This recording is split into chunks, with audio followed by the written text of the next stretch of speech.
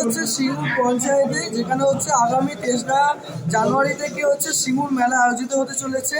যা উদ্যোক্তা হলেন শ্রী বেচারাম মান্না, পশ্চিমবঙ্গ সরকারের ভারপ্রাপ্ত মন্ত্রী। আমি ওনার সঙ্গে কথা বলবো। দাদা, এই যে মেলাটা এত সুন্দর একটা পরিবেশন হবে, প্রতি বছর না এবছরে কি দেখুন, এবারে তো প্রতি বছরের ন্যায় বিভিন্ন বিখ্যাত শিল্পীরা আসবে মঞ্চে, এবং নাচ গান নাটক আবৃত্তি যাত্রা সব কিছুই থাকবে, এবং আমাদের পুতুল নাচ থাকবে।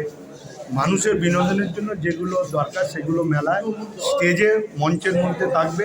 আবার মানুষের বিভিন্ন চাহিদার জন্য দোকান পাশারি আসছে, তারা সেখানে ক্রয় করবে, এবং বাচ্চাদের মনোরঞ্জনের জন্য বিভিন্ন খেলনা, টয় ট্রেন, দোলনা এইসব থাকবে।